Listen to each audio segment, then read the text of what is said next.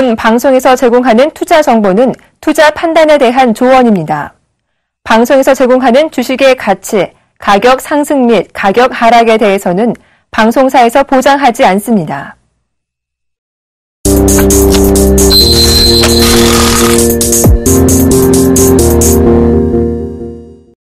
원유 공급 과잉 우려와 달러 강세 등으로 인해 5% 급락해 5년 8개월 만에 최저를 기록했습니다. 이날 WTI 2월 인도분 선물 가격은 전거래일보다 2.65달러, 5% 급락한 배럴당 50.04달러에 체결됐습니다.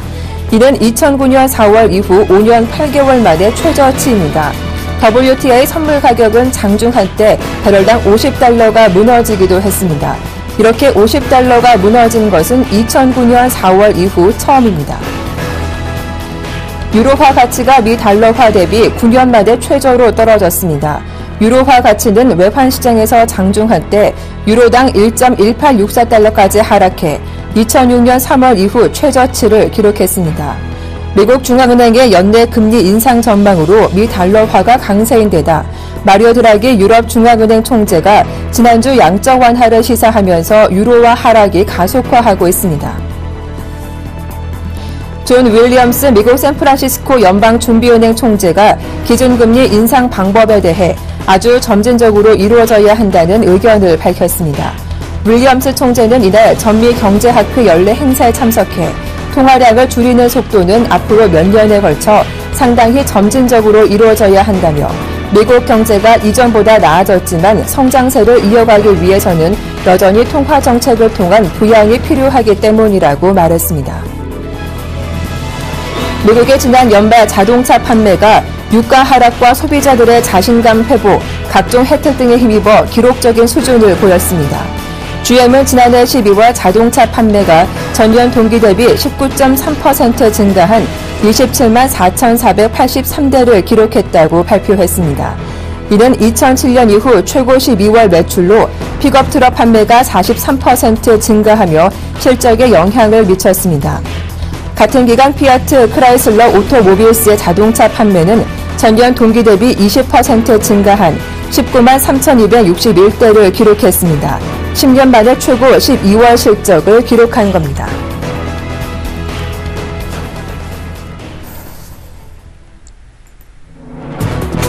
안녕하세요. 출발 증시와이드 박미라입니다.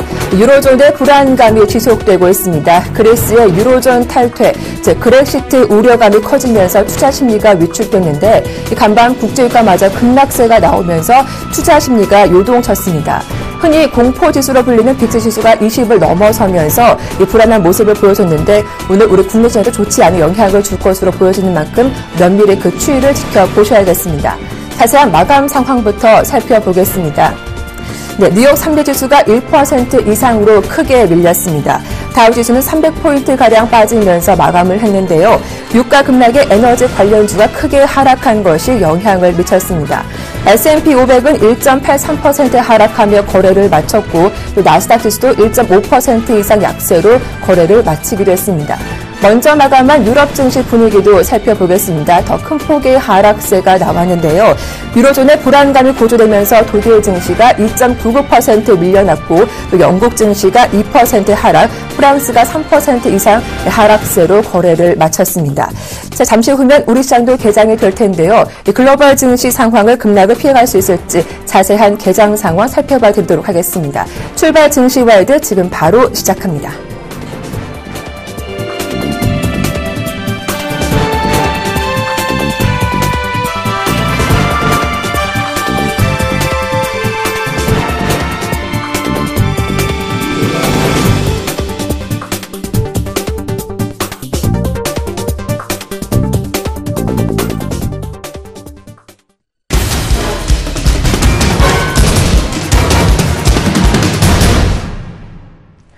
네, 시초가 공략주 알아보는 시간이죠. 이상로의 한방 샘플러스 이상로 멘토님 나오셨습니다. 안녕하세요. 네, 반갑습니다. 네, 반갑습니다. 자, 지난 화요일은 추천주가 없어서 오늘은 AS를 생략하고 바로 시초가 공략주 5% 공략주 어떤 주인지 살펴볼 텐데요. 현재 전체 승률이 19승 48무 32패라고 하죠. 오늘 살펴볼 종목은 어떤 종목일까요? 예. 자, 일단은 지금 시장 자체 오늘 어느 정도의 급락세가 될 수 있는 분위기가 조금 나타나고 있고, 그만큼 다우 증시 자체가 많이 빠졌다는 것에 대해서 우리가 의미를 두실 필요가 있습니다. 네. 자, 안에 일단은 유가적인 부분이고요. 거기에 대해서 당연히 베네핏을 볼 수 있는 업종과 그리고 또다시 피해를 볼 수 있는 업종하고 나뉠 수 있는 모습이고, 자, 오늘 어차피 시장 자체는 상당히 비상적입니다. 그리고 비상적이고 냉정하지 못한 시장이라는 거죠. 그러면 거기에 맞춰서 실적이라든지 이런 이슈로 시장이 움직이기보다는 현재 관점에서는 바로 트렌드적인 변화에 상당히 민감한 시장이다라고 받아들이시기 맞다는 거예요. 뉴스라는 부분에 대해서 상당히 빠르게 반응하고 민감하게 반응을 하고, 대신 또 실적에 대해서 상당히 둔감하게 반응을 하고 있는 게 바로 지금 이 시장입니다. 그럼 거기에 맞춰서 조금은 우리도 조금 다른 시각으로, 역발상적인 시각으로 시장을 바라보셔야 될 때가 아닌가, 그렇게 말씀을 드리겠고요. 자, 오늘 말씀을 드릴 종목은 이스트 소프트 말씀을 드리도록 하겠습니다. 자, 이스트 소프트 일단은 우리가 흔히 쓰는 부분으로는 알약, 알집, 이런 부분, RC, 이런 부분 많이 있는 그 소프트웨어를 만드는 업체고요. 자, 그러면 그 소프트웨어라는 틀 안에 있는 기업이다. 그죠? 자, 그리고 내부적으로 우리가 조금 더 살펴본다면, 보안 관련에 대해서 좀 더 특화된 업체, 그렇게 정리를 할 수 있겠습니다. 자, 그리고 또 한 가지가 있겠죠. 최근에 이제 게임 산업 자체에 좀 더 진출을 함으로써 다방면 매출처를 다양화시키는데 중점을 두고 있는 회사다라고 보는 게 맞겠고요.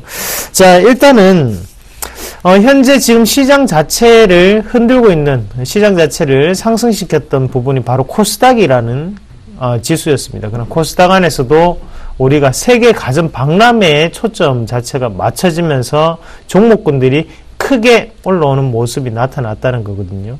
자, 그러면 거기 안에서 이제 스마트홈 시스템, 사물 인터넷 이런 쪽과 연관될 수가 있겠죠. 자, 그러면 왜 이스트 소프트를 우리가 자세히 보셔야 되냐? 자, 일단은 자, 스마트홈 시스템이 어느 정도는 정착이 되기 위해서는 보안이라는 이슈가 상당히 부각이 되어야 되는 방법밖에 없습니다. 왜냐하면 자, 각각 개인이라는 틀 안에서 그런 시스템 자체가 움직이는 부분이기 때문에 보안이라는 부분이 없게 된다면 이건 다방면에 대해서 다 너무나 열려 있다는 거죠. 그러면 한번 어느 정도의 바이러스성이라든지 감염 자체가 일어나게 된다면 모든 망 자체가 지금은 흔들릴 수 있는 분위기거든요. 그렇게 따졌을 때는 보안이라는 이슈는 분명히 가장 중간에 기초적인 부분에 들어가줘야 된다. 그렇게 말씀을 드리겠고요. 자, 일단은 지금 주가 추이 한번 같이 보겠습니다. 한번 보시면 오늘 갭 하락이 조금 나타나고 있는 상황인데요. 28,800원, 21,350원 정도 그 사이에 지금 갭이 조금 떠 있는 상태고, 예상 호가는 지금 28,800원 정도를 가르치고 있습니다. 조금 변할 수 있는 분위기니까 지켜보시길 바라겠고요. 시장이 빠질 것에 대비하면 양호한 흐름이다. 그렇게 말씀을 드리겠고, 자, 주가 추이 한번 같이 볼게요. 한번 같이 보시면요.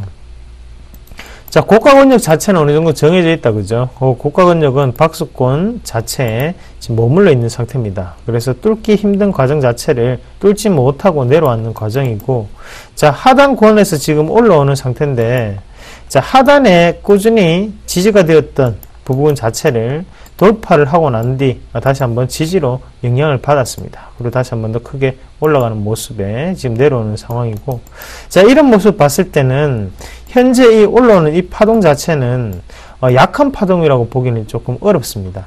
거래량을 동반한 파동이었기 때문에 여기에 대한 어느 정도 에너지적인 부분은 아직까지 상당히 많이 남아있다라고 보시는 게 좋겠고요. 자, 한번 그림 자세히 볼게요. 자, 쉽게 보세요, 쉽게. 올라갈 때는 거래량이 상당히 많이 붙는 데 비해서 지금 내려갈 때는 거래량이 거의 없죠. 그 말은 바꿔서 생각을 한다면 매도하는 사람, 매도하는 세력 자체가 지금은 상당히 소수다 라고 판단하는 게 맞습니다. 자, 그리고 수급 같이 수급이 지금 안 노네요. 그런 모습 봤을 때는 이스트 소프트 어느 정도 매집이 이루어진 차트라고 판단을 하고 어느 정도 오늘 공략을 해 보도록 하겠습니다. 자, 지금 일단은 시장역까지 한 4분 가량이 남았습니다. 그래서 지금 호가가 조금 열려 있는 상태인데 네. 28,000원 개파락이 뜬다면 더욱더 좋은 영향으로 받아들이시는 게 맞습니다. 뭐 비싼 가격에 사시는 것보다는 싼 가격에 사시는 게 맞겠고요. 그래서 뭐 시초가, 매수가는 시초가 그대로 말씀을 드리겠고요. 네. 대신에 1차적인 목표가는 플러스 5%, 그리고 손절가는 하단에 24,000원 손절가로 잡아드리도록 하겠습니다. 네, 이렇게 글로벌 증시 급락에도 좀 영향을 덜 받을 수 있는 종목 소개해 주셨죠. 소프트웨어 사업을 영위하고 있는 이스트소프트 오늘 시초가 공략주로 소개해 드렸습니다. 투자하실 때 잘 참고하시기 바랄게요. 지금까지 샘플러스 이상로 멘토와 함께했습니다. 오늘 수고 많으셨습니다. 고맙습니다. 예, 고맙습니다.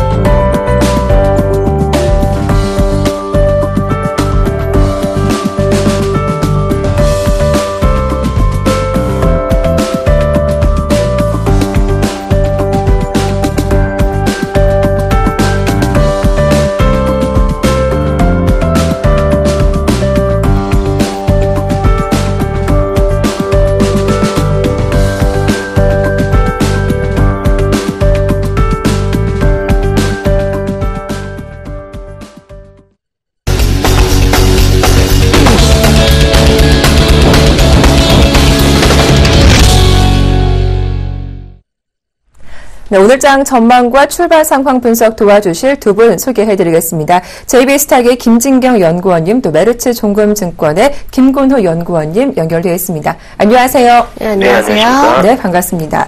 자, 1월 6일 화요일장 개장을 앞두고 있는 상황입니다. 간밤 글로벌 증시가 급락했기 때문에 그 영향을 우리 증시도 좀 이어가지 않을까 우려가 되는 상황인데요.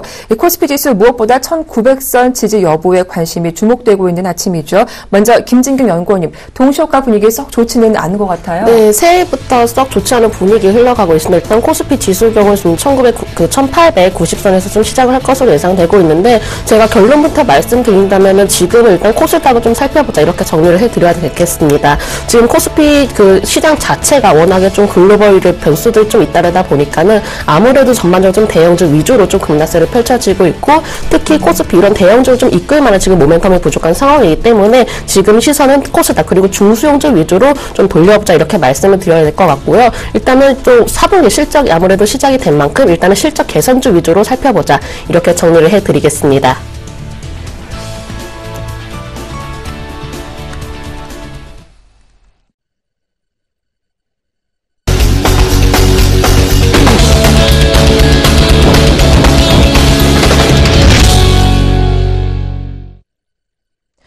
네, 1월 6일 화요일장 오프닝 벨이 울렸습니다. 간밤 글로벌 증시는 급락세가 나왔습니다. 무엇보다 국제유가 급락이라는 큰 변수와 함께 또 유로존의 불안감이 고조됐기 때문인데요.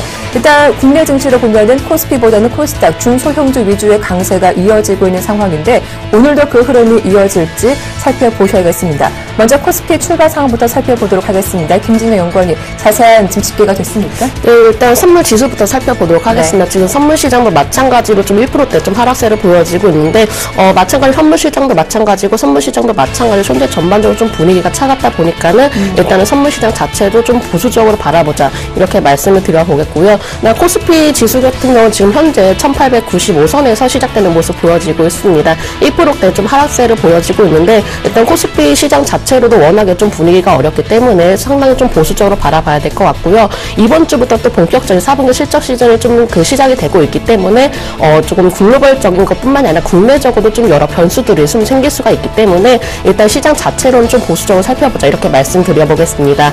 코스닥 지금 지수 같은 경우는 지금 557선에서 지금 시작되는 모습 보여지고 있습니다. 지금 약보합권에서 머무르고 있는 상황인데 그래도 코스피보다는 상당히 좀 견조한 흐름 보여지고 있습니다. 당분간으로서는 오히려 좀 대형주보다는 코스닥 종목 그리고 중수형주 종목 위주로 좀 살펴보자 이렇게 말씀을 드려봐야 될 것 같고요. 워낙에 지금 대형주 위주 자체로 좀 모멘텀이 없다 보니까는 당분간은 코스닥 시장 위주로 좀 흘러가지 않을까 이렇게 예상이 들고 있습니다. 그리고 이제 뭐 환율 시장 같은 경우는 좀 상당히 좀 그런 환율 시장 자체로도 이제 분위기가 썩 좋지는 않은 모습입니다. 일단 환율 자체로도 지금 본다면은 지금 차트로 본다면 한 1,100원 선에서 좀 머무르고 있는 상황이기 때문에 당분간으로서는 한 1,100원 선 초반대에서 움직여지지 않을까 이렇게 예상이 들고 있습니다. 네. 현재 코스피 지수는 1894포인트로 1900선이 붕괴되면서 오늘 아침 문을 열었는데요. 일단 시총 상위 종목대 흐름만 봐도 전반적으로 약세가 이어지고 있는 상황입니다. 일본 증시 분위기도 만만치가 않은 상황인데요. 우리보다 더 빠지고 있는 모습이죠. 니케이 지수가 1.76% 하락한 17,101.58포인트에 오늘 약세로 출발을 했습니다. 자, 이어서 업종별 분위기도 확인을 해볼 텐데요. 간밤 국제유가가 $50대까지 밑으로 떨어지면서 일단 업종별 분위기 좀 만만치 않을 것 같습니다. 김근호 연구원이 분위기 어떻습니까? 네, 뭐 전체적으로 양시장도 안 좋은데요. 또 역시나 대형주들이 좀 많이 포탄을 맞았네요. 일단 덜 빠지는 거 좀 위주로 좀 보면 운수창고, 섬유의복, 종이목재, 의약품, 음식료, 철강금속, 은행, 통신 대부분 이제 웬만하면은 내수와 좀 관련돼 있는 종목들, 그러니까 경기 방어적인 성격을 기여에 갖고 있는 것들이 좀 상위에 포진되어 있고, 운수창고 같은 경우에는 오늘 대한항공이 좀 많이 오르고요, 아시아나항공도 많이 오릅니다. 역시나 유가가 좀 빠지면서 결국에는 이 항공주들 그리고 해운주들이 뭐 영향을 가장 긍정적인 영향을 좀 받지 않나라는 생각이 좀 듭니다. 그래서 국보, 대한항공, 아시아나항공, 동양고속, 흥하해운, 동방, 마니스프레스, 페노션, 한진해운 이런 종목들이 좀 상위권에 포진되어 있다라는 말씀드리고요. 그 다음에는 좀 덜 빠진 거는 종이목재인데, 종이목재 같은 경우에는 어제도 제가 언급을 드렸었던 것 같아요. 페이퍼 코리아, KGP가 상승폭을 좀 가져가고 있고요. 한솔 아트원제지 같은 경우에도, 그리고 깨끗한 나라도 좀 상승폭을 가져가고 있는데 대부분은 다 그렇게 좋지는 않습니다. 그리고 의약품이 상대적으로 좀 강한데, 의약품 한독, 동화약품, 3일제약, 일성신약, 유나이티드 제약, 이연제약, 유한양액 요 정도가 이제 강보합권 또는 상승폭을 보여주고 있고, 나머지는 보합 수준 또는 약보합 수준, 약세 요 정도로 움직이고 있다라는 얘기 드리고요. 또 한 가지 어떤 이 내수적인 성격을 가진 음식료도 CJ시푸드가 한 1.18%, 그리고 크라운제가 대한제분, 삼립식품, 샘표식품 요런 종목들 정도만 그나마 강하게 좀 올라오고 있습니다. 나머지는 대부분 보합권에서 머무르거나 마이너스를 좀 보여주고 있고요. 비금속 쪽은 이제 시멘트와 여러 가지들이 좀 섞여 있는데, 성광글라스, 성신양회, IS 동서 정도가 강보합 수준에서 움직이고 있고요. 나머지는 또 역시나 약세 또는 약보합 수준. 철강금속 쪽도 하이스틸, 그리고 DCM 294는 부국철강, 조잉일 알미늄, 고려아연 요 정도만 강보합 수준에서 좀 움직이고 있습니다. 그 뒤로 이제 통신이라든지 뭐 보험, 은행 이런 업종들이 좀 상승폭을 상승폭이 아니라 이제 덜 빠지는 부분인 거죠. 금융업종 역시도 좀 내수적인 성격이 있기 때문에 그나마 좀 잘 방어하고 있다라는 얘기 드리고요. 중소형주 한번 보죠. 중소형주 쪽은 섬유의류 쪽도 플러스, 디지털 콘텐츠 플러스, 정보기기 플러스, 그 다음은 이제 다 마이너스인데 덜 빠지는 게 이제 IT 소프트웨어하고 인터넷 벤처 기업 요 정도만 좀 살아있거든요. 섬유의류 쪽은 원폭물산이 5% 넘는 상승폭 가지고 가고 있고요. 그리고 부산방직이 1.96%, 우성INC가 1.89% 상승하고 있습니다. 지앤코가 0.44%, 신라섬유가 0.43% 상승하고 있고요. 데이터 컨텐츠 같은 경우에는 이 컴퓨터 수가 6% 넘는 상승폭, 다날 또 상승폭 계속 가져가고 있고요. 게임빌, 그리고 바른손, ENA, KT뮤직, 에토즈소프트 이런 종목들이 좀 좋습니다. 컴퓨터나 게임주들이 다시 한번 좀 반등을 하는 것 아닌가라는 생각을 좀 들게 만드는데 조금 더 지켜봐야겠죠. 정보기기 쪽은 에이텍이 4.5%, 그리고 아이리버, 그리고 현대 IBT, 그리고 푸른기술, 이런 종목들이 좀 플러스권에서 움직이고 있고요. 나머지는 전체적으로 약세 또는 보합권에서 움직이고 있습니다. IT 소프트웨어 쪽 살펴보면 플러스권에 있는 종목들이 꽤 많네요. 솔라시아 상한가 같고요. 코닉글로리도 상한가, 라운시큐어도 상한가로 직격을 했습니다. 이루원이 8% 넘는 상승폭 보여주고 있고요. 갤럭시아 컴즈, 엔텔스, 컴투스 다는. 오늘 코스닥은 보면 이 사물 인터넷과 관련된 종목들, 그리고 게임주들, 그리고 전자결제 관련주들, 이런 종목들이 굉장히 좀 좋거든요. 그리고 나머지들은 뭐 정체를 보여주고 있고요. 그래서 뭐 다날도 지금 올라가고 있고, 한솔, 인티큐브, 한국정보인증, 게임빌, 유비벨럭스, 아담정보기술, 안넥, C큐브, 다음 카카오도 그렇고요. 전체적으로는 소프트웨어 관련된 종목들이 좋다라는 얘기 좀 드리겠습니다. 그리고 그 다음은 이제 디지털 컨텐츠, 그리고 IT 소프트웨어, 신성장 기업, 요 정도 수준으로 움직이고 있고, 코스닥도 코스피와 마찬가지입니다. 그러니까 전체적으로는 분위기가 그렇게 속 좋지 않다라는 말씀 드리겠습니다. 네. 이 전반적인 분위기가 좋지 않은 가운데 그나마 코스닥 쪽에서 소프트웨어 관련주 쪽에서는 어제여서 오늘까지도 상승세가 이어지는 종목이 있다는 점 소개를 해드렸습니다. 수급 분위기도 짚어보도록 할 텐데요. 어제 장중 내내 매도했던 외국인이 장 막판 들어서 매수로 돌아오기도 했죠. 오늘도 장 초반이지만 외국인과 기관의 동반 매도세가 나오고 있는데요. 수급 분위기는 어떻습니까? 네, 지금 코스피 시장에서도 외국인과 기관 양쪽 모두 좀 매도세를 보여지고 있습니다. 네. 지금 현재 코스피 시장에서 외국인이 한 480억 정도의 매도로 보여지고 있고요. 기관의 경우는 290억 정도의 좀 매도로 보여지고 있는데, 일단 외국인이 어제도 마찬가지로 좀 장 막판에 좀 매수세로 돌아서고 했는데, 오늘도 조금 외국인이 막판에 좀 다시 매수로 돌아설 수 있는지 여부도 좀 살펴보실 필요가 있겠고요. 지금 코스닥 시장에서 경우는 이제 외국인도 현재 좀 20억 원 정도의 매도로 보여지고 있고, 기관만이 약 1억 원 정도의 매수를 보여지고 있는 상황입니다. 반대로 선물 시장에서는 좀 양쪽 모두 외국인과 기관 좀 매수를 보여지고 있는 상황이고요.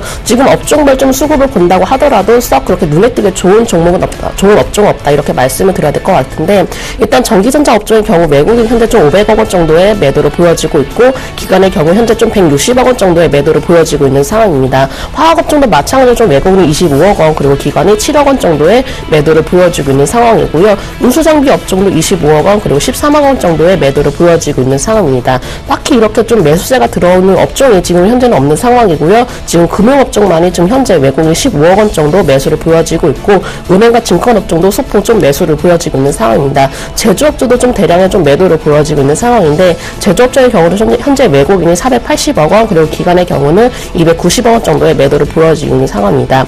코스닥 시장에서도 마찬가지로 좀 매도가 보여지고 있는 상황인데, 지금 IT 소프트웨어 쪽 업종의 경우는 외국인이 현재 좀 22억 원 정도의 매도를 보여지고 있는 상황이고요. 제약업종의 경우는 좀 외국인이 2억 원 매수를 보여지고 있지만, 반대로 기관의 경우는 2억 원 매도를 보여지고 있는 상황입니다. 기계산업 업종도 마찬가지로 기관만이 1억 원 정도 매도를 보여지고 있습니다.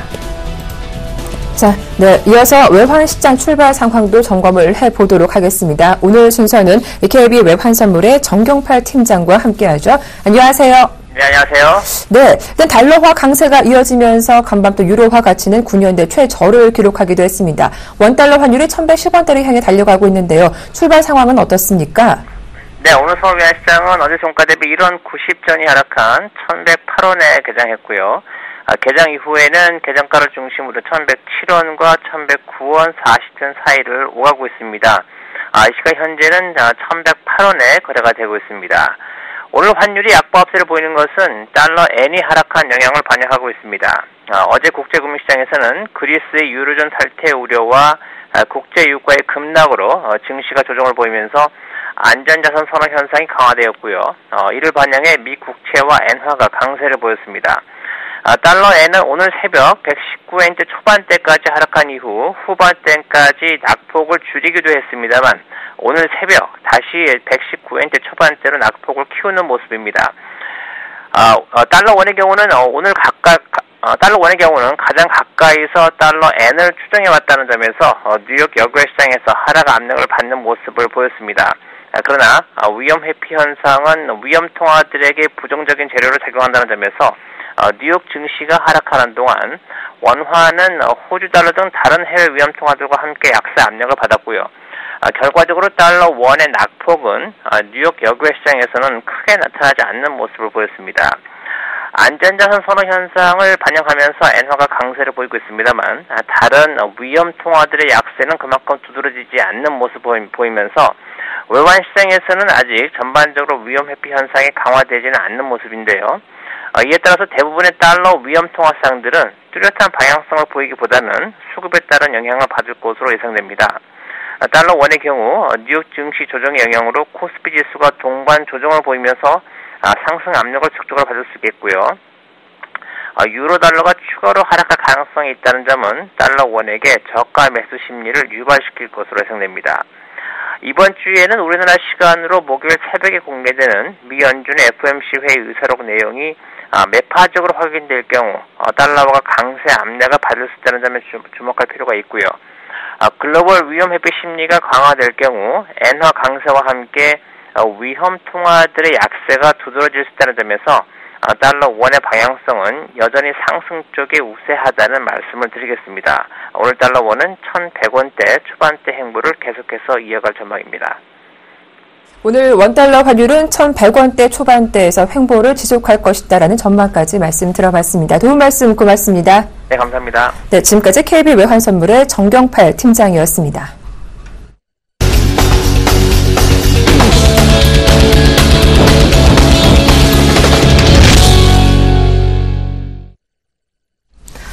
네, 오늘장 고발 종목 살펴보겠습니다. 오늘 국제유가 급락 이슈가 단연 뜨겁습니다. 간밤 WTI는 5% 급락세가 나왔죠. 뉴욕 증시에서도 에너지 관련주 큰 폭의 하락세가 나왔는데 오늘 국내 증시도 피할 수 없는 것 같습니다. 정유주와 조선주가 동반 약세를 이어가고 있고요. 또 유가 하락에 해외 수주가 줄 거란 우려감이 커지면서 건설주 또한 어제 이어서 오늘까지도 급락세가 나오는 상황입니다. 반면 유일하게 항공주는 국제유가 급락을 좀 호재로 반영을 하고 있죠. 대한항공과 아시아나항공은 오늘 장 초반 강하게 상승 흐름이 이어지고 있는 상황이고요. 끝으로 한 종목 더 볼 텐데 컴투스 게임주 흐름이 좋습니다. 신작 게임 기대감에 역시 오늘장 강세를 이어가고 있습니다. 김근호 연구원님, 이들 업종과 종목들 분석 도와주시죠. 유가 하락에 의해서 이제 업종별로 효과가 좀 극명하게 갈리는데 일단은 악효과를 대표적으로 대변하는 게 이제 조선, 정유 그리고 오늘 또 건설주까지 좀 포탄이 튀었고요. 긍정적인 건 이제 해운하고 항공주 요 정도인데 조선주는 역시나 유가 급락이 가장 직격탄 중에 하나죠. 그 정유주하고 함께요. 서부 텍사스산 원유 2월 말 선물 가격이 전날보다 배럴당 2.65달러, 50.04달러로 마감을 했는데 장중에 5달러 깨졌죠. 49.77달러까지 이제 하한선이 가면서 올라왔는데 2009년 4월 이후에 최저치입니다. 그러니까 유가 급락이 한 번 더 나왔다는 거에 대해서 전체적으로 시장이 좀 충격을 느끼는 것 같고요. 업종별로 좀 말씀을 드리면 조선은 왜 그러냐?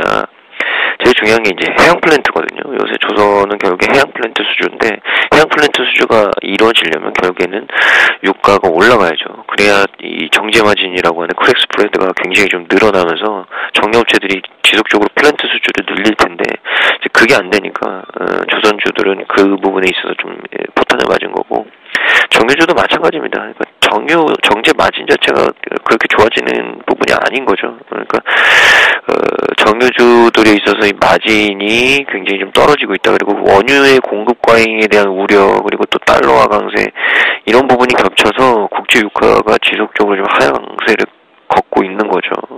결국엔 단기간에 올라올 수 있는 모멘텀이 없기 때문에 국제 유가는 지속적으로 하향한다고 치면 이 정유사들의 어떤 마진이 지속적으로 나아질 기미가 없다. 그럼 결국에 장사를 많이 하더라도 그렇게 남는 게 없다. 이렇게 판단들을 좀 하셔야죠. 그래서 조선하고 정유 그 부분은 마진이라든지 수주 급감 이런 부분들이 이어지고요. 건설업체도 마찬가지입니다. 전체적으로 이제 중동 쪽의 수주가 부진할 수 있다. 수주 전망들이 부진할 수 있다라는 의견들이 있는 거죠. 그래서 연초에 이제 보통 수주들을 많이 잔고를 쌓아놔야 한 해 동안 뭐 잘 먹고 살 텐데 그런 게 안 되는 거죠. 결국에 수주가 감소되고 해외 공사들이 일정들이 좀 지연된다. 왜냐하면 공기라는 것도 이게 한도로 잘라서 봤을 때는 돈이 계속적으로 좀 들어와야 공사가 진행이 되는데 돈이 들어오지 않으면 공사를 진행하기가 어려워지죠. 그래서 그런 부분들 때문에 결국에는 실적 변동성이 굉장히 높아졌다. 그래서 건설, 조선, 정유는 당분간 굉장히 좀 조심하셔야 된다고 강조를 많이 해드렸던 것 같습니다. 왜냐하면 유가는 그렇게 단기간에 좋아질 수 있는 모멘텀이 없다. 그럼 결국에 유가가 지속적인 하향세를 가정을 한다면 그런 업종들은 좀 피하자 분명히 말씀을 드렸고요. 그러니까 그런 부분들은 꼭 염두해 두셔야 됩니다. 물론 상반기가 지나서 잠깐 풀릴 수는 있겠지만 뭐 그런다고 그렇게 쉽사리 좋아지거나 그럴 것 같지는 않다. 근데 결국에 이제 과연 하한선이 어디냐, 그러니까 유가가 급락이 어디까지 나올 것이냐 이 부분이 중요한데 아직 뭐 충격이 다 했다. 뭐 이런 얘기를 좀 드리긴 힘들지 않을까라는 얘기 좀 드리고 싶습니다. 그래서 그 부분을 좀 참고를 꼭 해주시고 트레이딩을 하시라는 말씀드리고요. 반면에 이제 좋은 얘기도 한번 하죠. 유가가 빠졌기 때문에 좋은 게 두 가지가 있죠. 그러니까 기름 소비를 많이 하는 업종들이 좋은 거죠. 결국에 대표적인 게 이제 항공주하고 해운주인데 항공주는 뭐 기본적으로 대형항공사인 대한항공, 아시아나항공, 저가항공사인 뭐 진에어, 진에어 같은 이 항공사들 이런 항공사들이 뭐 다 전체적으로 좋아질 수 있는 거죠. 그러니까 유가가 빠지면 들어가는 비용이 줄고 비용이 줄면 결국에는 영업이익이 많이 남는 구조. 이게 기본적인 실적 구조이기 때문에 전체적으로 봤을 때는 뭐 항공주는 계속 좋을 수밖에 없다. 라는 얘기를 좀 드리고 싶습니다. 그래서 항공주는 달러화 강세 그리고 유로존의 어떤 악재로 인한 이 원자재 가격의 지속적인 하향 안정화 뭐 이런 부분들로 봤을 때는 뭐 좋을 수밖에 없는 거죠. 뭐 계속적으로 좀 봐야 되고 뭐 선반영이라고 쳤을 때는 지금 뭐 공격적인 것보다는 보유하고 계신 분들이 조금 더 누릴 수 있는 구간은 맞다. 이런 얘기 드리고 싶습니다. 마지막은 이제 컴투스인데 오늘 뭐 게임주들 중에서 선별적으로 좀 올라오는 것들이 있네요. 컴투스 같은 경우에는 오늘 또 3분기 실적 발표 이후에 주가가 좀 부진했는데 현주가가 굉장히 저평가 상태다. 그리고 신작이 여전히 주가에 긍정적인 영향을 미칠 것이다. 신작에 대한 기대감들이 있다. 이런 얘기들을 좀 하고 있습니다. 그러니까 그만큼 뭐 빠질 만큼 빠졌다라는 인식이 강한 것 같고요. 이게 최근 바닥 가격이 한 12만 원 정도 되거든요. 그러니까 12만 원 지켜내고 오늘 또 반등이 나오는데 오늘 반등이면은 제가 봤을 때는 뭐 20만 원대까지는 좀 한 번 더 상승폭을 가지고 갈 수 있지 않을까. 그러니까 분명히 저평가는 맞고 전체적인 트렌드는 많이 빠졌던 만큼 반등 구간에 있다. 이런 얘기를 좀 드리고 싶습니다. 그래서 컴투스 같은 경우에 추가적인 상승이 나올 가능성이 굉장히 좀 높다라는 말씀 드리겠습니다. 다음 돌발 종목들도 살펴보겠습니다. 페인트주가 유가 하락 수혜로 신고가를 기록하고 있는데요. 오늘 조광 페인트는 3거래째 급등세가 나오고 있는 상황이고요. 삼화 페인트, 노루 페인트 최근 일주일간의 주가 흐름이 상당히 놀라울 정도로 좋은 상황입니다. 다음 종목은 녹십자셀이 5% 이상 현재 급등세가 나오고 있죠.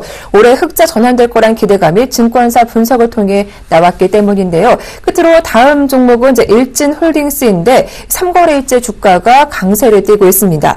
본격적인 주가 턴어라운드가 되는 분위기인데요.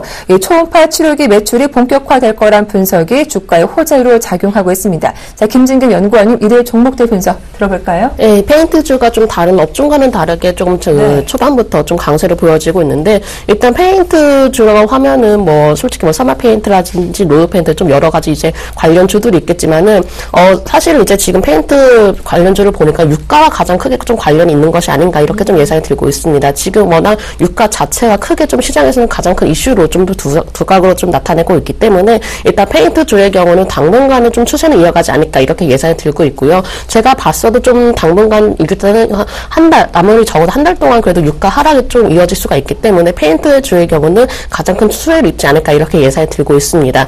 물론 이제 페인트주가 좀 워낙에 좀 급격하게 좀 오른 면이 있지만은 일단은 지금은 단기적으로 바라보자 이렇게 말씀을 드려야 될 것 같고요. 페인트주의 경우는 지금 본다면 이제 뭐 사마 페인트도 마찬가지로 이제 이평선을 좀 지지받으면서 올라오는 모습 보여지고 있습니다. 다만 일단 보유하실 분들은 워낙 주가가 급격하게 올라온 만큼 단기 이평선에 좀 대응하면서 좀 지지를 받는 모습 보면서 좀 대응을 하자 이렇게 말씀을 드려야 될 것 같고요. 노루페인트도 마찬가지로 좀 강세를 보여지고 있는데 노루페인트도 워낙에 주가가 급격하게 올라왔기 때문에 지금 당장 매수 타임은 아니다 이렇게 말씀드리겠습니다. 다만 보유하신 분들 한해서는 아까도 말씀드렸다시피 단기 이평선에 좀 대응하는 전략 이렇게 말씀드려보겠습니다. 두 번째 종목 녹십자셀입니다. 녹십자셀 오늘 좀 강하게 좀 6%대 강세를 보여지고 있는데 시장 분위기는 전반적으로 좀 나쁘더라도 지금 그 상황을 본다면은 거의 다 이제 뭐 사실 실적과 관련된 얘기가 나온다면은 주가가 반대로 움직이는 모습 보여지고 있습니다. 녹십자셀의 경우도 지금 현재로서는 지금 뭐 흑자 전환 기회가 된다 이렇게 말이 나오면서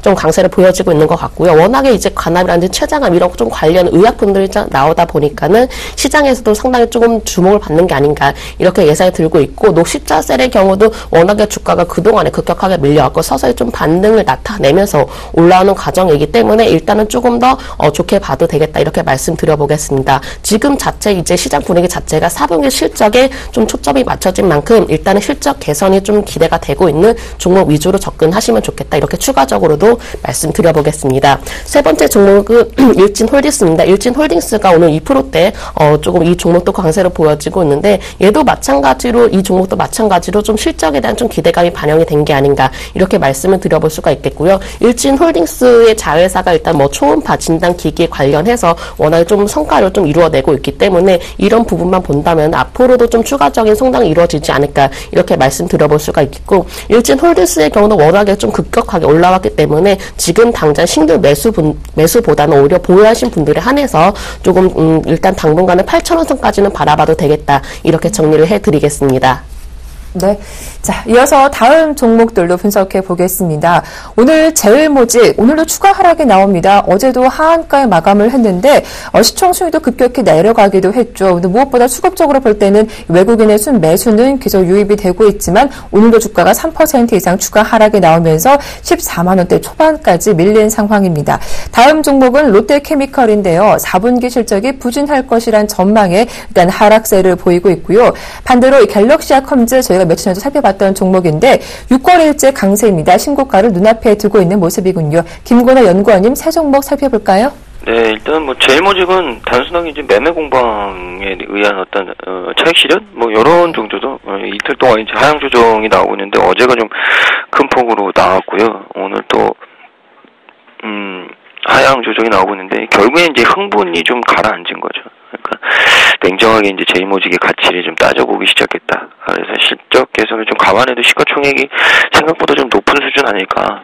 이런 얘기들이 있고 의견들이 좀 있죠. 그래서 결국엔 지금은 일단 제일모직의 이 차익 실현 정도로 좀 봐야 되고 이제 어디까지 좀 내려오겠냐, 조정을 받겠냐, 뭐 요거에 대해서 좀 이 설왕설래들이 많은데 저는 단기간에 판단하는 거는 좀 아니라고 생각합니다. 그러니까 적어도 하향 추세가 2번 정도 나왔고 오늘 마무리 그리고 내일 정도 다시 한번 지켜보고 좀 얘기를 해야 될 것 같고요.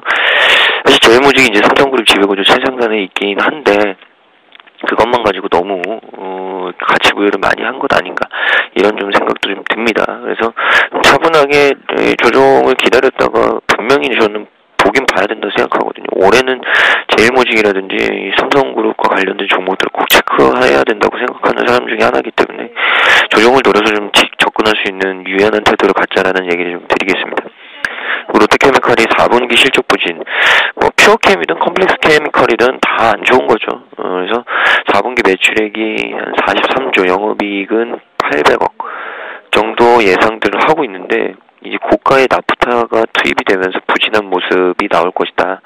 그래서 이제 EG라고 하는 에틸렌글리콜 그리고 TPA라고 하는 텔레프탈산 그리고 부타디엔이라든지 BTX 그러니까 케미컬 회사들이 이제 생산하는 이 화학물인데 지난해 10월 말레이시아 타이탄 정전으로 인해서 생산 차질 자체도 있었고요. 그래서 결국엔 저조한 실적이 계속 예상이 되는 건 이 말레이시아 쪽의 생산 차질 그리고 현재 영업이익이 형성이 되어 있는 시장 컨센서스가 1,300억 정도 된다고 하는데 이게 좀 한 번 더 하향 다운될 가능성이 있다라는 게 제시가 됐거든요. 그래서 실적 모멘텀 자체가 좀 약해지는구나라는 생각이 좀 듭니다. 근데 중요한 거는 이제 그런 부분들은 시초가에 좀 반영이 된 거죠.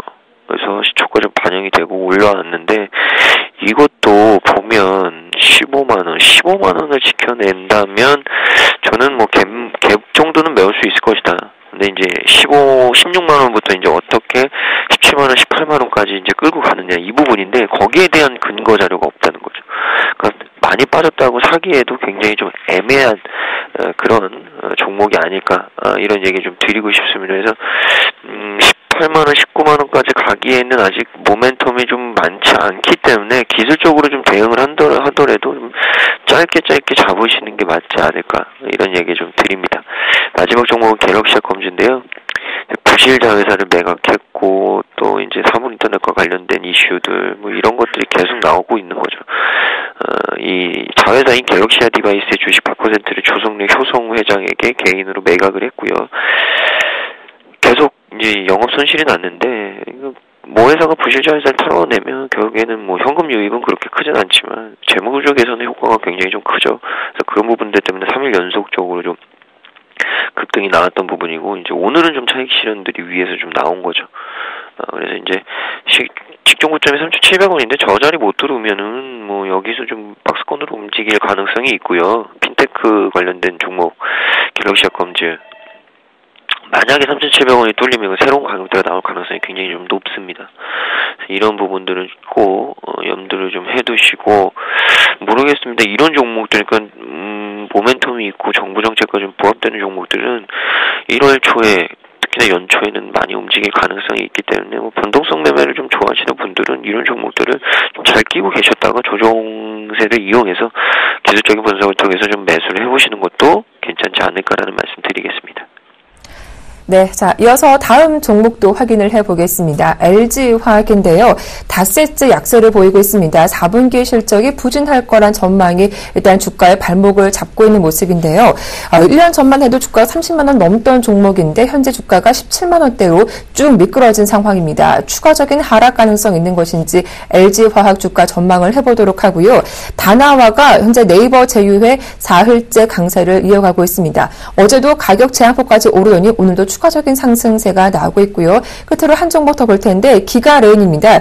올해 큰 폭의 실적 개선이 이루어질 것이다라는 증권사 분석에 현재 주가가 일주일째 상승 흐름을 타고 있습니다. 김진경 연구원님 세 종목 살펴볼까요? 네, LG화학부터 살펴보도록 하겠습니다. 지금 현재 LG화학이 오늘도 마찬가지로 좀 약세를 보여지고 있는데 지금 본다면 이제 유가 하락이라든지 이런 화학 제품 가격이 워낙에 좀 하락세를 보이다 보니까는 주가에도 좀 상당히 부정적으로 작용이 된 게 아닌가 이렇게 예상이 들고 있고요. 또한 이제 시장 분위기도 사실 무시할 수 없습니다. 지금 시장 분위기 자체가 워낙 대형주 위주로 좀 주가가 많이 흔들려지고 있기 때문에 LG화학도 마찬가지로 이 점은 좀 피해갈 수가 없다 이렇게 말씀드려야 될 것 같고요. 사실 LG화학 같은 경우는 썩 좋은 말씀 드리지 못할 것 같습니다. 지금 워낙에 사실 뭐 이제 지지 라인까지도 좀 무너질 듯한 이런 모습을 보여지고 있기 때문에 당분간으로서 좀 주가가 힘들 수가 있겠다 이렇게 말씀을 드려야 될 것 같고요. 지금 당장 현재 좀 신규 진입 구간은 좀 아니라고 이렇게 판단이 되고 있고 워낙에 좀 시장 자체가 좀 흔들리고 있고 유가에 대한 좀 이슈가 좀 워낙에 이제 주가에 좀 반영이 되다 보니까는 당분간으로서는 조금 주가가 많이 좀 하락세를 보일 수가 있겠다 이렇게 말씀드려보도록 하겠습니다. 지금 당장 이제 본다면 워낙 좀 유가가 좀 서서히 좀 안정이 되고 나서야 그때 이제 다시 한번 좀 자리를 잡을 것이라고 좀 예상이 되고 있기 때문에 일단 전반적으로 본다면은 유가에 대한 좀 분위기부터 살펴보자 이렇게 정리를 해드리겠습니다. 두 번째 종목 다나와입니다. 다나와가 현재 좀 강박거래에서 좀 움직여지고 있는 모습 보여지고 있는데 그 네이버 이제 플랫폼인 그 스토어판과 좀 연계가 된다는 이런 소식으로 인해서 좀 어제도 그렇고 좀 오늘도 마찬가지로 강세를 보여지고 있는 것 같습니다. 지금 뭐 사실 이제 트렌드로 본다면 워낙 좀 모바일 쇼핑이라든지 그런 이제 온라인을 통해서 좀 쇼핑이 워낙에 좀 가장 크게 좀 성장을 해 나가고 있기 때문에 이런 소식이 주가에도 상당히 긍정적으로 작용이 되지 않았나 이렇게 얘기가 말씀을 드려볼 수가 있겠고, 다나와의 경우는 일단은 뭐 네이버와 제휴를 했다는 이런 소식만으로도 앞으로 성장성을 좀 크게 기대를 해볼 수가 있기 때문에 이런 종목의 경우는 좀 중장기적으로 바라보셔도 되겠다 이렇게 정리를 해드리도록 하겠습니다. 세 번째 종목 기가레인입니다. 기가레인이 현재 좀 1%대 강세를 보여지고 있는데 거의 뭐 5거래 연속 좀 주가가 상승세를 이어와줬고요. 일단은 뭐 실적 개선에 대한 뭐 기대감이 주가에 상당히 반영이 된 것 같고, 지금 분위기 자체가 실적이 개선되는 종목 위주로 서서히 좀 상승세를 보여지고 있기 때문에 기가레인도 마찬가지로 당분간 동안은 주가도 좀 안정적으로 흘러가지 않을까 이렇게 예상이 들고 있고요. 또한 이제 올해 같은 경우 이제 메탈 케이스 그런 그 스마트폰의 출시가 본격적으로 좀 진행이 되고 있기 때문에 기가레인도 마찬가지로 좀 가장 큰 수혜를 입지 않을까 이렇게 예상이 들고 있고요. 지금 당장 본다면 일단 단기적으로는 충분히 13,000원 부근까지 좀 도달할 수 있겠다 이렇게 정리를 해드리도록 하겠습니다. 네. 자, 오늘도 이렇게 장 초반 급등과 또 급락세가 나오는 종목들 자세하게 분석해 드렸습니다. 지금까지 김진경 연구원님 그리고 메르츠 종금증권 김건우 연구원님 두 분과 함께 했습니다. 수고 많으셨습니다. 고맙습니다. 네, 감사합니다.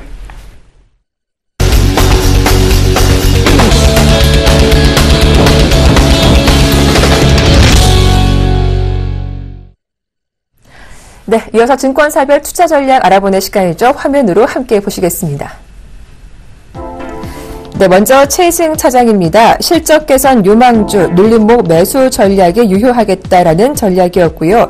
정영훈 팀장님은 글로벌 증시 하락 영향이 불가피하다. 코스닥 중소형주 1월 휴가 기대는 유효하다라는 의견이었습니다.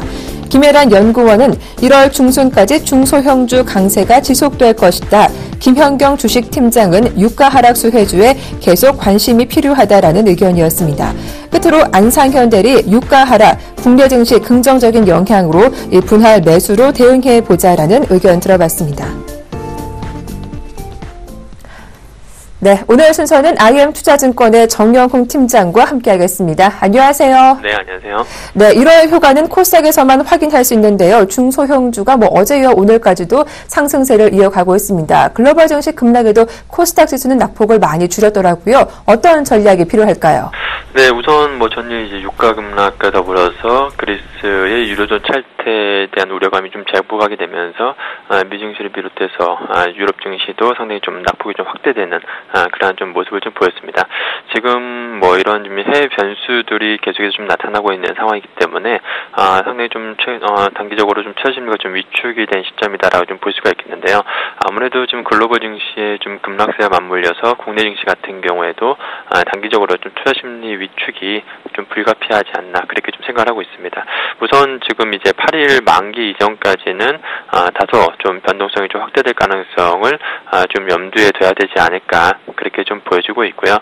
특히나 이제 대형주 같은 경우에는 최근에 계속해서 지금 글로벌 증시의 하락 영향이 좀 불가피할 것으로 좀 보여지고 있는 상황이고, 여기다 유가 급락이라든가 지금 어닝 시즌이 도래하면서 실적에 대한 우려감이 좀 재차 상존할 수 있는 부분이기 때문에 역시나 대형주 쪽으로는 당분간 상당히 좀 매기가 상당히 좀 매도세가 좀 많이 나오지 않을까 그렇게 좀 보고 있습니다. 특히나 지금 외국인 같은 경우에는 계속해서 지금 연초에 거래소 시장과 선물 시장에서 계속해서 좀 매도 공세를 좀 펼치고 있는 상황이기 때문에 수급적인 좀 부담도 역시나 대형주에는 좀 부담 요인으로 좀 작용하고 있지 않나 그렇게 좀 보여지고 있습니다. 그렇다고 한다면 역시나 최근에 시장 거래소 대비해서 흐름이 좋은 역시나 코스닥 중소형주 쪽으로 좀 관심이 여전히 좀 필요한 시점이다라고 좀 볼 수가 있겠고요.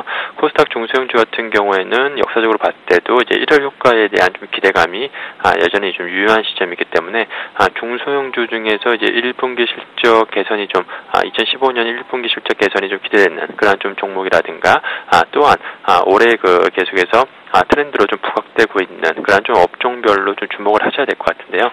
그 중에서 특히나 개인적으로는 좀 헬스케어 업종의 투자자분들께서 좀 주목을 하셔야 되지 않을까 그렇게 좀 생각을 하고 있습니다. 지금 무엇보다 2014년 작년 같은 경우에도 헬스케어가 시장에서 좀 주목을 받았었는데요. 특히나 이제 2015년 같은 경우에는 이제 헬스케어의 이제 확장기에 이제 진입하는 상황이기 때문에 이 헬스케어 업종을 연초에 좀 관심을 가져야 될 것으로 보여지고 있고요. 대표적으로 그 인구 고령화의 수혜주라고 할 수 있는 그 오스테미 임플란트를 좀 주목을 하셔야 될 것 같고요. 여기에 더불어서 내추럴 엔터텍 같은 경우에도 투자자분께서 좀 관심을 가셔도 좋지 않을까 그렇게 좀 보고 있습니다. 결론적으로 말씀드리면 우선 이제 이틀 남았는데 이제 8일 만기를 앞두고 있는 시점에서 역시나 변동성이 좀 확대될 가능성에 좀 주의를 하셔야 될 것 같고요. 아무래도 그 8일에 그 만기와 더불어서 삼성전자의 그 잠정 실적 발표도 지금 예정되어 있는 상황이기 때문에 결국에는 이 삼성전자의 실적이 과연 어느 서프라이즈가 나올 것이냐에 대한 여부에 따라서 결국에 증시 방향성이 좀 결정이 되지 않을까 그렇게 좀 보여주고 있습니다. 그렇다고 한다면 결국에 대형주 투자는 이제 삼성전자 실적 발표를 기점으로 해서 투자에 좀 나서는 게 좋지 않을까 그렇게 좀 보여주고 있습니다. 네, 코스닥의 중소형주는 1월 휴가를 기대할 수 있겠다. 그리고 이벤트가 있는 오늘 8일을 기점으로 증시 방향성을 모색해보자라는 전략까지 말씀 들어봤습니다. 도움 말씀 고맙습니다. 네, 고맙습니다. 네, 지금까지 IM투자증권 정영훈 팀장과 함께했습니다.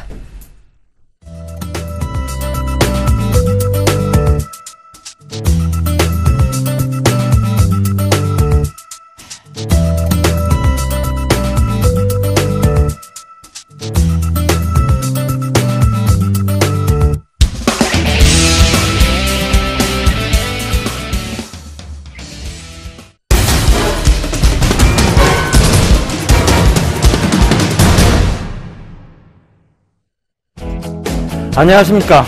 역전의 명수 예병근 멘토입니다. 시장이 지금 좀 좋지 못합니다. 그렉시트에 대한 부분들, 그리고 미증시가 전일 급락이 좀 나오면서 시장은 여전히 혼조세를 좀 만들어내고 있습니다. 결과적으로 그리스가 유로존에서 탈퇴할 수도 있다는 얘기인데요. 지금 그리스의 급진 좌파의 어떤 지금 지지율이 지금 높게 형성이 되고 있다. 이것은 그리스가 유로존을 탈퇴할 수도 있다는 얘기고, 이 유로존이 탈퇴가 됨으로 해서 독일의 앙겔라 메르켈 총리의 입지까지도 약해질 수 있다.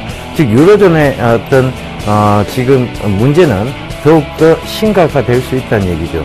자, 이런 어제 전일도 말씀드렸다시피 이런 문제들이 증시에서는 불안감으로 작용을 하고 불확실성으로 존재를 합니다. 이 불확실성은 시장을 괴롭힐 수 있는 가장 큰 요인인데요. 그래서 시장을 전일도 말씀드렸고 시장은 여전히 좀 좋지 못할 것이라는 얘기도 좀 드렸습니다. 그런 얘기들이 좀 참고가 됐으면 좋겠는데 지금 전일 이제 막상막하 투맨쇼에서도 이런 부분에 대해서 여러분들께 좀 강하게 얘기를 드렸었죠. 그런 거 꼭 좀 참고를 해보시고요. 결과적으로 자금은 흘러갈 곳이 있어야 됩니다. 물도 어느 곳에서 막히게 되면 다시 흘러서 다른 쪽으로 흘러가게 돼 있죠. 자금이란 것도 그와 비슷한 성질을 지니고 있는데 특히 이제 증시 자금 역시 마찬가지입니다. 지금 대형주에서 어느 정도 막혀 있다 보니까 결과적으로 자금은 또 다른 곳으로 흘러가게 돼 있죠. 그 부분을 참고를 해보셨으면 좋겠습니다. 거기에 대해서 해안을 드릴 수 있는 종목들을 이 아침 시간에도 여러분들한테 계속 지금 제시를 해드리고 있으니까요. 그 부분도 참고를 하셨으면 좋겠습니다. 정확하게 12월 23일이었어요. 23일 날 역전의 명수 아침 시간에, 그러니까 크리스마스 전전날이었죠. 아침 시간에 제가 말씀드렸던 것이 핀테크 관련주였습니다. 그 핀테크 관련주들이 지금 계속 연일 굉장히 강한 모습들을 보이면서 올라왔습니다.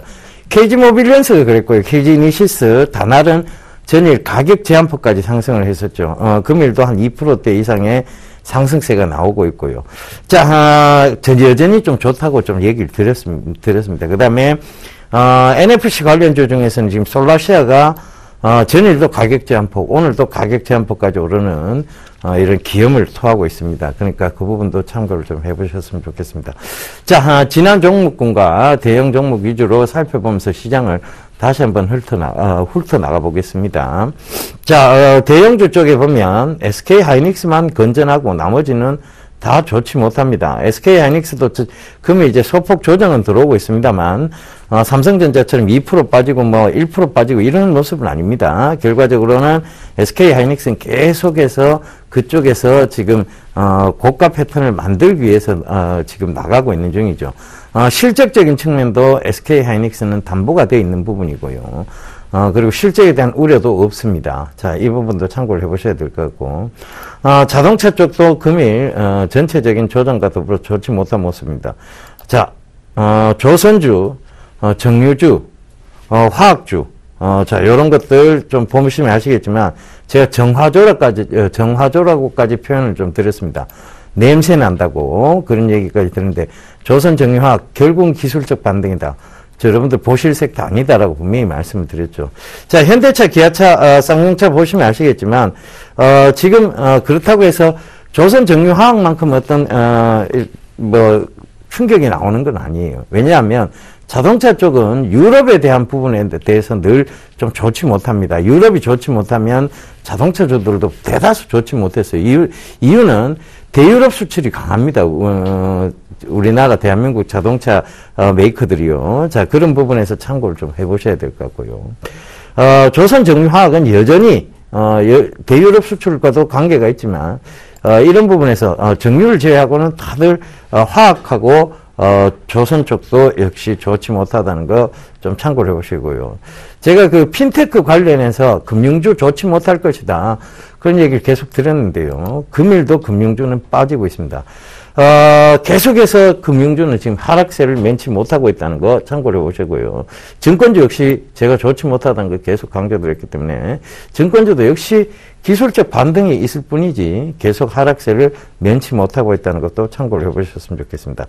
자, 손보사, 생보사들도 시장에 지금 시장 대비에 비해서는 좀 견조한 편이에요. 특히 지금 화재보험사들이 조금 괜찮고요. 이 화재보험사들이 지금 조금 좋은 금일 조금 좋은 모습들을 보이고 있습니다. 그 부분도 참고를 해보셨으면 좋겠고, 자, 전체적으로 진한 종목군들을 한번 살펴볼게요. 진한 종목군들 중에서 지금 뚜렷하게 보이는 것이 에이텍입니다. 에이텍이 지금 거의 11%대 상승이 지금 나오고 있는데, 교통카드 관련해서 제가 분명히 말씀드렸습니다. 에이텍, 경봉닭 교통카드 관련인데 결과적으로 지금 사물 인터넷과 연관되어서 보시면 된다라고 말씀을 드렸고, 그쪽 그런 측면에서 말씀드리고 나서 사실 에이텍하고 경봉은 조정이 좀 들어왔어요. 그러나 그것은 금방 회복할 수 있는 수준입니다. 그 점도 참고를 해보셨으면 좋겠고요. 자, 지금 지난 종목군들 중에서 보면 MC넥스, 아바텍 이런 종목군들도 여전히 좀 주목해 볼 만한 종목들입니다. 보셔야 될 것 같고, 자, 지금 차이나 디스카운트주들이 오늘 좀 급등세가 좀 나오고 있는 모습이고요. 역시 핀테크 관련주들이 좀 강합니다. 그 부분도 참고를 해보시고요. 자, 전체적으로 보면 시장의 지금 출렁거림에 비해서는 코스닥은 오히려 상승 가닥을 만들어 나가고 있다는 것, 즉 오늘 시가를 저가를 만들어 나가면서 올라오고 있다는 것도 참고를 해보셨으면 좋겠습니다. 문화 콘텐츠 쪽이 어제 전일 좀 많이 올라왔는데요. 문화 콘텐츠 쪽도 여전히 좀 보셔야 됩니다. 오늘의 조정을 어떤 그러니까 눌림목이라고 좀 보시면 더 정확한 표현이 될 것 같습니다. 그죠? 그 부분 참고를 해보셨으면 좋겠고요. 자, 전체적으로 시장 지금 컴투스가 대장으로서 굉장히 좀 강하게 올라오고 있다는, 컴투스 모바일 게임도 지지난주부터 계속 지금 보셔야 된다, 이제 보셔야 된다, 그런 얘기를 계속 드렸습니다. 그 부분도 참고를 좀 해보셨으면 좋겠습니다. 자, 오늘 얘기를 좀 할게요. 간다 확 간다에 대한 얘기입니다. 간다 확 간다. 자, 그렇다고 해서 확 여러분들 따라 들어가실 필요는 없습니다. 자, 금융의 변화입니다. 12월 23일 날 얘기 드렸던 핀테크에 대해서 다시 한번 얘기 드리고자 합니다. 금융이 변화되고 있어요. 이건 굉장히 큰 패러다임의 변화입니다. 그래서 이 플랫폼 회사들이 확보한 유저로 이들이 금융 상품들을 제시를 하고 있죠. 대출 상품도 제시를 하고 있고, 전통적으로 미국의 지금 알리바바에서 알리페이를 그러니까 여러분들 이렇게 생각하시면 돼요. 알리페이가요 지금 확보하고 있는 유저가 3억 명입니다. 이베이가 지금껏 해오면서 했던 게 1억 5천만 명인데, 이 알리페이가 벌써부터 알리바바가 3억 명을 유저를 확보를 하고 있고, 이 3억 명이 어떤 식이냐면 거기서 쇼핑을 하고 남은 돈을 알리페이로 놔두는 거죠. 그러니까 우리가 정확한 돈은 아니에요. 은행에서도 우리가 지금 바로 그 돈은 찾아 쓸 수는 있지만, 알리페이 역시 마찬가지입니다. 바로 찾아 쓸 수는 있지만 거기에 머물러 있는 돈이죠. 은행에 머물러 있는 돈이고 알리바바에 머물러 있는 돈입니다. 이 알리페이가 결국은 거기에 남아 있음으로 해서, 그리고 물건을 샀으면 거기서 판매자들이 있을 겁니다. 판매 대금이 알리페이로 또 남아있어요. 이것들이 CMA처럼 남아있는 순간에 그 순간순간에 단기금리, 즉 변동성 금리에 적용을 받아서 이율이 나온다는 얘기죠. 그것이 고정금리보다 크기 때문에 지금 이 알리페이가 금융의 역할을 할 수 있을 거 아니냐. 그래서 지금 대한민국에서도 카카오페이라고 불리는 다음 카카오의 부분들이 등장하고 있고요. 라인페이라고 해서 네이버 쪽에 이제 사이버 머니 쪽들이 이제 나오고 있다는 것이죠. 자, 이건 금융의 변화예요. 그러니까 그들이 금융회사가 아닌데 금융상품들을 제시를 합니다. 대출상품, 그리고 투자상품, 이런 것들을 제시를 하는 것이죠. 자, 그런 측면에서, 제가 좀 강하게 얘기 드렸고, 그 다음에, 그런 것들이 지금 조금 굉장히, 시장에서 주목을 받으면서 강하게 좀 올라오고 있는 중이에요. 자, NFC 관련주, 전자결제 관련주들이, 분명히 좋을 것이다. 핀테크 관련해서. 그래서, 다날 같은 경우도 한번 보겠습니다. 바닥권역에서 확 치고 올라왔죠. 지금 23일 이후로 확 치고 올라왔고, KG 이니시스도 마찬가지입니다. KG 모빌리언스도 마찬가지고요. 자, 그 부분 참고해 보셨으면 좋겠습니다. 자, 제가 수익을 말하다 시간에서도 금융의 변화, 핀테크에 대해서 말씀드렸고, 이 방송에서는 조금 더 수익을 말하다 조금 빠르게 23일 날 또 말씀을 드렸어요. 그래서 그 부분 참고해 보시고, 다음 카카오도 한번 볼게요. 다음 카카오도 지금 계속해서 연일, 조금, 강한 모습들을, 빠질 때는 언제고, 지금, 굉장히 강한 모습들을 보여주고 있다는 것이죠. 지금 오늘도 2% 이상 오르고, 계속 지금 올라오고 있다는 중이죠. 그 부분도 참고를 해보셨으면 좋겠습니다. 결과적으로 산업은 변화하는 쪽에서, 매수세, 즉, 물이 흘러오게 돼 있습니다. 금융은 결과적으로, 어느 곳에서 막히게 되면, 그쪽으로 한쪽으로 또다시 물이 흘러오는 것처럼 흘러오게 되겠죠. 그 부분을 꼭 좀 참고를 해보셔야 될 것 같습니다. 자, 이번 주말에 제가 이 내용을 가지고 앞으로의 산업 변화들을 가지고 강연회를 합니다. 지금 토요일 날은요. 오후 2시 동부 지점, 동부 인천 지점에서 합니다. 굴포천역에서 굴포천역으로 나오시면 그 굴포천역 2번 출구죠.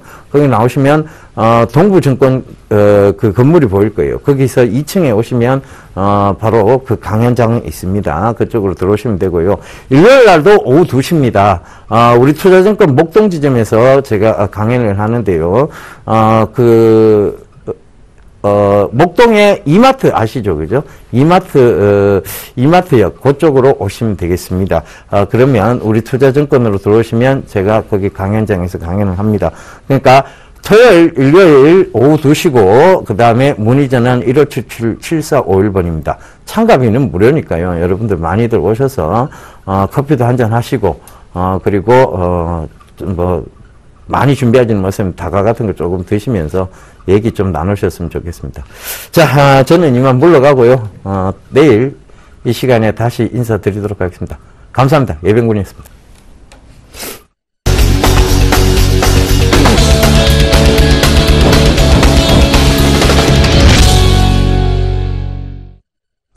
네, 코스피는 낙폭을 줄이지 못하고 1% 이상 하락하며 1890선 초반에 거래가 되고 있고요. 반면 코스닥 지수는 상승 반전하며 강보합권에서 현재 거래가 진행 중입니다. 자, 오늘은 1년 중 가장 춥다는 절기상 소환인데요. 오후부터 추워진다고 하죠. 감기 조심하시고요. 국내 증시도 얼어붙은 투자 심리가 어서 완화됐으면 좋겠습니다. 저희는 내일 이 시간 다시 인사드릴게요. 함께해 주셔서 고맙습니다.